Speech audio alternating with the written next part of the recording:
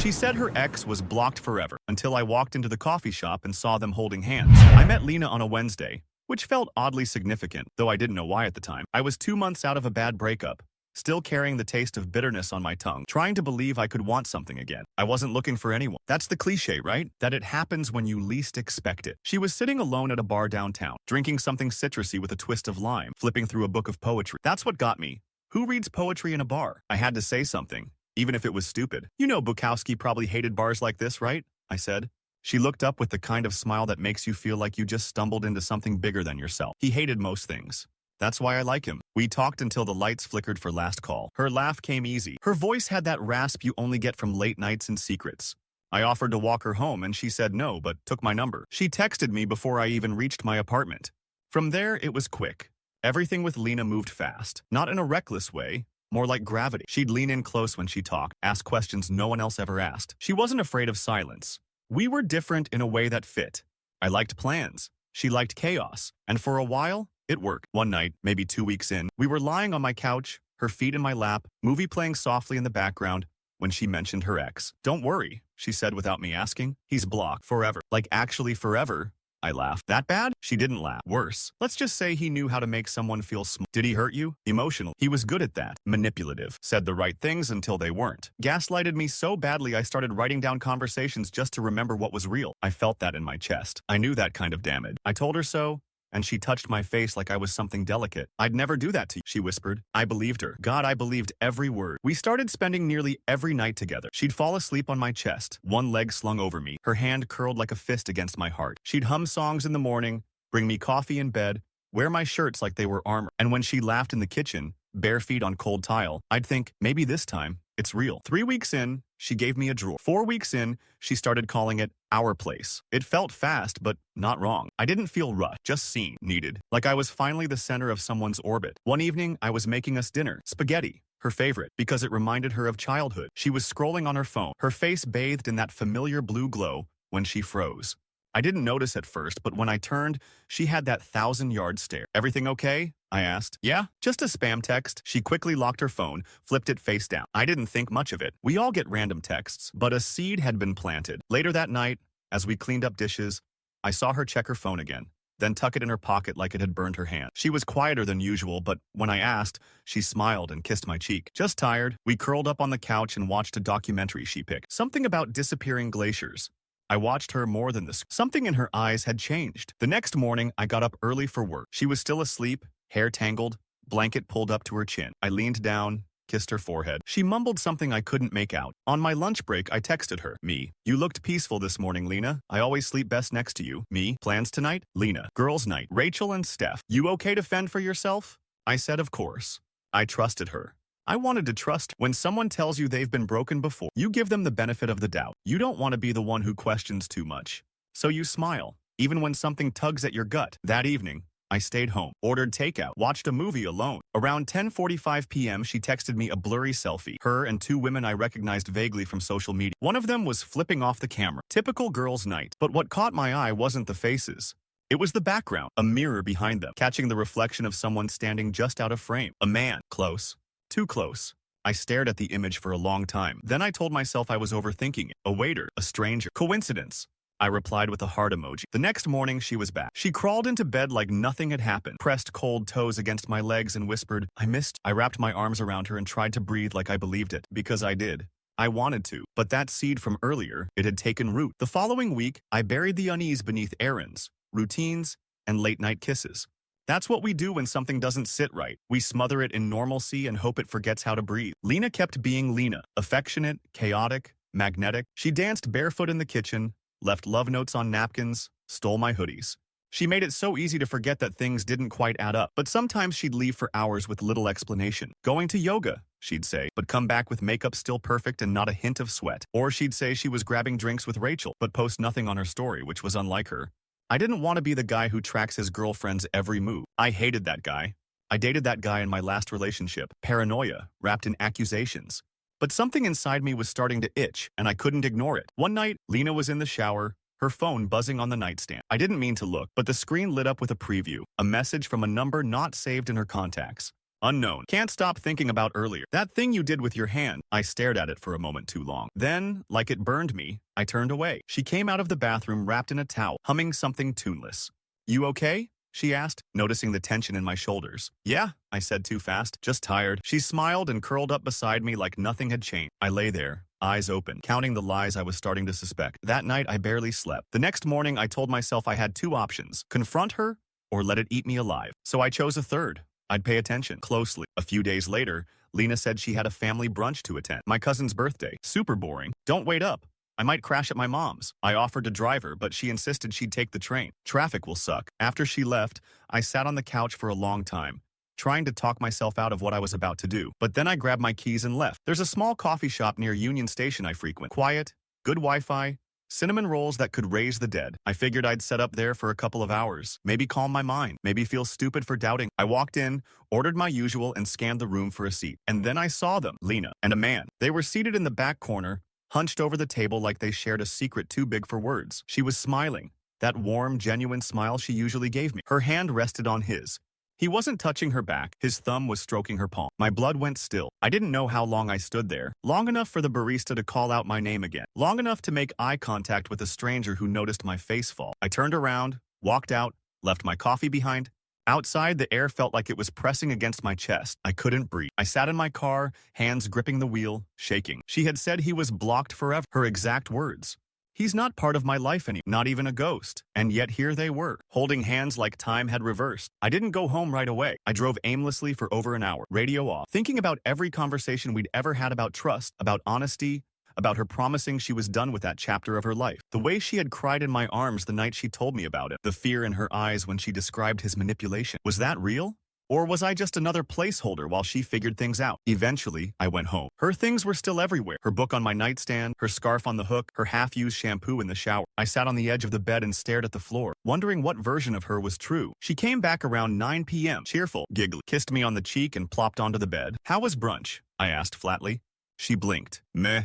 You know, a bunch of cousins arguing over who made the better cake. I almost fell asleep on my aunt's couch. I nodded. That why you went to the coffee shop after? There it was. The freeze.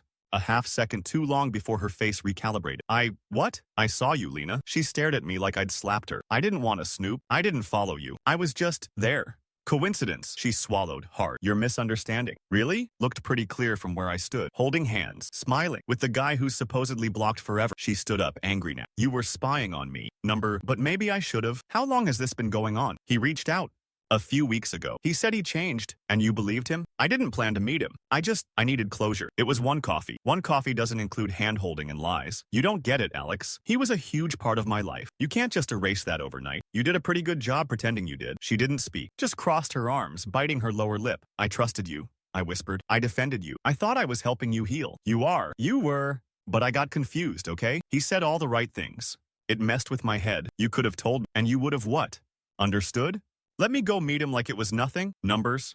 I would have respected the truth. She turned away. And for the first time since we met, I saw her walls go up completely, like she was done pretending. I didn't sleep that night, and I didn't ask her to leave. But something had cracked, and I knew it wasn't going to heal easy. The next morning, she was gone. No note, no text, no keys left behind. Just silence, and the faint trace of her perfume on the pillow next to mine. I laid there staring at the ceiling, listening to my own breath like it was trying to keep me from shattering. Around noon, she texted me, Lena, I needed space. I'll come by for my things later. That was it. No apology. No explanation. No acknowledgement of what she had done to us. I didn't reply. I couldn't. I sat in the kitchen with cold coffee and a dead stare, trying to replay every moment of our relationship, trying to figure out what was real and what had been performance. And the worst part? I missed her. Even in the anger. Even in the betrayal. I missed her laugh, her voice, her mess. That's what they don't tell you about heartbreak. The pain doesn't wait until it makes sense. She came by 2 days later to collect her things. She knocked like a stranger. When I opened the door, she didn't step inside. She stood on the threshold, arms crossed, dressed too nicely for a simple errand. I won't be long, she said flatly. I stepped aside. She moved through the apartment like a ghost, carefully collecting the parts of her life she had scattered here. Clothes, makeup, her toothbrush. Every item she picked up felt like another nail in something I wasn't ready to bury. She reached for a small wooden box I'd forgotten about. Inside were Polaroids, old movie stubs, little mementos we'd saved. I had planned to give them to her. Now I wanted to throw them away. As she held it, I asked, was any of it real? She paused, then looked at me. Not cold, not angry, just tired. Yes, she said. Some of it. Which parts? I don't know any. That broke me in a quiet, unremarkable way. Not a sob, not a scream. Just a dull, imploding ache in the middle of my chest. She walked past me with the box in her arms. When she reached the door, she turned. I didn't mean to hurt you, but you did. I was hurting too. I wanted to yell, to accuse, to beg her to make it make sense. But all I could do was nod. She left without another word. The days that followed blurred. Work became something I did with a blank face. Friends checked in, but I gave them vague reassurances. I didn't want to talk about it, because how do you explain being betrayed by someone who made you feel like home? A week later, I saw them again. Not in person, online. A photo, Lena and the ex, smiling, holding hands. Same coffee shop. It was posted by someone else, tagged in the background of a larger group out. She hadn't even tried to hide it. Something inside me snapped, but not in the way I expected. No rage, no shouting, just finality. I finally blocked number, socials, everything. I'd given her space, the benefit of the doubt, kindness she didn't deserve, and she turned around and gave someone else the version of her I thought was mine. 2 days after that, she emailed me. Subject, closure, Lena. I know you've probably seen the photos. I didn't want to hide it, but I also didn't know how to be honest with you. I'm sorry. I don't expect you to forgive me. I just wanted you to know I never meant for it to happen like this. You were good to me, maybe too good. I wasn't ready. I thought I was, but the truth is I never really let him go. That wasn't fair to you, and I know that now. I'm sorry I lied. I'm sorry I made you feel like you were the one being paranoid. You didn't deserve that. If you never want to speak to me again, I understand. Just thank you for showing me what real love looks like, even if I didn't know how to return it. I didn't reply. There's a kind of grief that comes from loving someone who doesn't know what to do with love. It's not loud. It's not cinematic. It's just a dull throb that lives in your ribs, reminding you that even the softest parts of you can be weaponized if placed in the wrong hands. I started putting myself back together. Slowly, I boxed up the things she left behind. The hoodie she forgot, the book of poetry I once teased her for reading, a pair of earrings that had rolled under the dresser. I didn't throw them out. Not out of sentiment, but because I needed to reclaim the space first. I deleted our photos. I stopped visiting the places we used to go. I went back to that same coffee shop, sat in the same seat I'd stood in the day I saw them. But this time I wasn't hoping for a sign. I just needed to face it. Breathe in the memory and let it go. The barista asked if I wanted my usual. No, I said. Something new. Healing isn't linear, no matter how badly you want it to be. Some days, I felt okay, like I had learned something, grown from it, maybe even forgiven her in some buried part of my chest. Other days, I'd wake up and forget for a second that she was gone, reach across the bed and feel only sheets. There were nights I dreamed about her, not in the context of betrayal, but in those quiet, beautiful moments. Her laughing at my stupid jokes, her hand finding mine in the dark. And then I'd wake up and reality would feel colder than it should. I didn't tell many people the full story, just enough to make the questions stop. One friend in particular, Nathan, kept checking in. He was the kind of guy who'd show up with beer and silence, understanding that not everything needed fixing. Some things just needed presence. You ever think you'll talk to her again? He asked one evening as we sat on my balcony. No, I said without hesitation. Not because I hate her, just because I don't think she belongs in my life anymore. He nodded slowly, like he was proud of that answer. That's growth, man. I wanted to believe that. A month passed, then two. The sharp edges dulled. I got back into routines. I started running again. I picked up freelance gigs. I filled the quiet with music and noise and small joys. Late night tacos, new podcasts, weekend hikes. I stopped waiting for her to text. I stopped checking if she had. And then something strange happened. I ran into Rachel, Lena's girls' night friend. We were both at a bookstore. She was in line ahead of me. She turned, saw me, and froze. Her smile was hesitant. Hey, Alex, right? I nodded. Hey, how's it going? Good. Weird seeing you here. Yeah, same. There was an awkward silence between us. Then she leaned in slightly. Listen, I hope this isn't out of line, but I just wanted to say I'm sorry. I frowned. For what? She looked genuinely uncomfortable. For lying. That night when she sent you the selfie, we weren't with her. My stomach dropped. What? She told us later. Said she needed a cover so you wouldn't ask questions. The image flashed back. Lena's blurred selfie with Rachel and another girl flipping off the camera. I had stared at that picture for hours. I had used it to soothe my suspicions. She staged it? Rachel nodded. Shame all over her face. She begged. Said it was complicated. I didn't know everything, I swear. If I had, I don't think I would have helped. I didn't respond. I didn't even know what to say. Rachel sighed. Anyway, I'm sorry. You didn't deserve that. She left before I could find words. I stood in line, holding a book I no longer cared about, heart pounding. It wasn't just the betrayal, it was how layered it was. The planning, the manipulation. I hadn't just been lied to. I had been played. Later that night, I found myself doing something I hadn't done in weeks. Searching her name. Her social media was public again, and she was still with him. Every photo radiated happiness. Sunset walks, wine glasses clinking, shared smiles. If I hadn't known better, I might have believed they were in love. Maybe they were. Or maybe she was just good at pretending, like she had been with me. I clicked off the page, sat back, let out a slow breath. I wasn't angry, not really. What I felt was clarity, a cold sort of peace. The next morning, I started deleting things I didn't even know I had saved. Screenshots, messages, playlists we'd made together. I cleared her out of the nooks and corners of my life. It wasn't bitterness.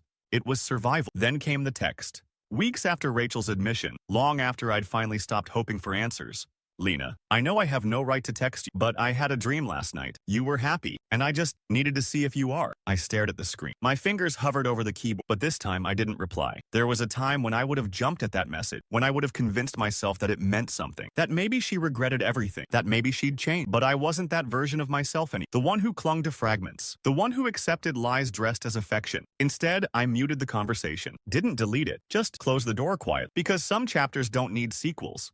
They just need endings. 3 months after she left, something shifted. It wasn't dramatic. It wasn't a revelation. I just woke up one morning and realized I hadn't thought about her in days. Not seriously. Not the way that makes your chest feel too small for your ribs. The ache had finally turned into something else. Distance. Perspective. The apartment felt different too. Brighter, maybe. Or maybe I'd just stopped looking at it through the lens of everything we lost. I'd repainted the hallway, switched out the bedding, bought a new set of mugs. Something so simple, but symbolic in its own quiet way. Mine. All of it. Mine again. I started dating. Slowly, cautiously. No expectations.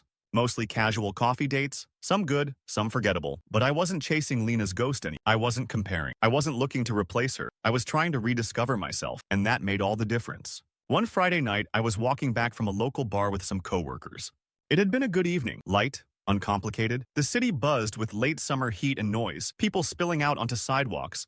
The air smelling like fried food and secondhand beer. And then I saw her, Lena, not across a coffee shop, not through a screen, right there, 10 feet away, waiting outside another bar with him. She hadn't changed much. Same flowing hair, same confident posture, same laugh I once knew too well. But something in her eyes looked different when she turned and caught sight of. For a second, time stopped. We stared at each other, and I wondered if she'd smile, wave, say something. Instead, she looked uncertain, maybe even guilty. She tightened her grip on his hand. He turned to her, clearly unaware of, and said something that made her laugh, but her eyes stayed on mine. I gave a small nod. Not cold, not warm, just acknowledgement. Then I kept walking. My heart didn't race. My stomach didn't twist, and for the first time since that awful day at the coffee shop, I didn't feel like I was walking away from something. I felt like I was walking forward. Later that night, I thought about that moment, about how different I felt. Not angry, not resentful, just free. She was someone I used to know, someone I once loved, someone who had taught me what I would never again ignore. A few weeks later, I met someone new. Her name was Harper. We met at a community art event, a friend of a friend situation. She had paint on her hands and a tattoo of a fox on her forearm. She made fun of my terrible brush tech, and I laughed harder than I had in months. We exchanged numbers. She texted me first. Our first date was messy and awkward in the best way. We spilled coffee, lost track of time, talked about grief and trust and how annoying it is when people pretend to like jazz just to sound deep. She didn't pry about my past, but when I offered pieces of it, she held them gently. One night, maybe our 4th or 5th date, we sat on a park bench as the city lights flickered to life. She looked at me and said, "You have this way of pausing before you answer, like you're trying to measure the weight of every word." I laughed, probably because I've been lied to enough to know how heavy the truth can be. She didn't ask for the story. She just took my hand and said, "Then I'll try to keep it light." And she did. Not with shallowness, but with honesty, consistency, presence. It didn't erase what had happened with Lena. Nothing ever would. But it gave it context, proof that the problem hadn't been me, that love could be real again, and healthy, and mutual, that I wasn't doomed to repeat the past unless I chose to. One day, I found myself back at that coffee shop, not on purpose, just out of convenience. Harper had suggested it, not knowing the weight that place once carried. I almost said no, almost made up an excuse, but instead, I said yes. We sat at a table near the window, drinking cold brew and talking about the worst songs we secretly love. I glanced toward the back corner, the one where I once saw Lena and her ex, hands intertwined like nothing had ever gone wrong. The table was empty now, just wood and shadows and a memory that no longer stung. I smiled to myself. "You good?" Harper asked. I nodded. "Yeah, just a weird full circle moment." She tilted her head. "You want to leave?" "No," I said, meeting her eyes. "I want to stay." We stayed in that coffee shop for nearly 2 hours. The same place where everything had fallen apart now became the backdrop to something new. Something honest.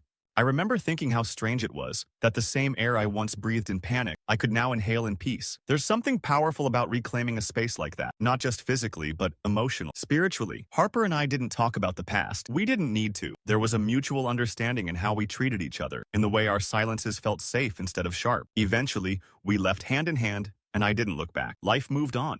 the way it always does. Autumn rolled in with gold leaves and colder mornings.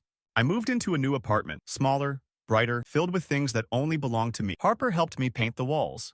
She brought over a plant she insisted I wouldn't kill. It's still alive, by the way, barely, but still. Sometimes late at night, I catch myself thinking about Lena, not with longing, but with clarity. I don't regret what we had. I regret the illusion I thought it was.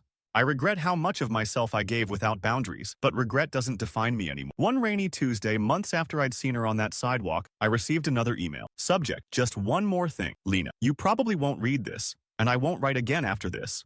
I just wanted to say thank you for everything. You were kind to me when I didn't deserve it. You gave me a kind of love I wasn't ready for, and instead of admitting that, I broke it. I know I lied. I know I manipulated. I've spent months trying to figure out why. I think it's because part of me thought I didn't deserve to be loved in the way you did, so I sabotaged it. I hope you're happy now. Truly. I hope someone makes you feel what I couldn't. And I hope someday I learn to do the same for someone else. I read it once, then archived, not out of cruelty, but because I had already moved past the part of me that needed closure from her. The truth was she hadn't broken. She had revealed me to myself. She'd shown me where my boundaries needed to be, what I truly value, and how to walk away from something that looked like love but didn't act like it. A few weeks later, Harper and I went on a trip. Nothing fancy, just a weekend in a cabin by the lake. We cooked breakfast together, played cards by candlelight, fell asleep to the sound of rain on the roof. One night, we sat on the deck with blankets around our shoulders. The moon hung low over the water. Harper turned to me and asked, "What's something you learned the hard way?" I thought about it, took a sip of my wine, and said, that love without truth isn't really love, it's performance. And that the right person won't make you question your reality just to preserve theirs. She looked at me for a long time. Then she reached over and held my hand, not tightly, not possessively, just fully. And that's when I realized I was done measuring my worth by the wounds left behind. I didn't need to be someone's lesson. I was finally writing my own story, and this time, the ending was mine to choose. Ask ChatGPT.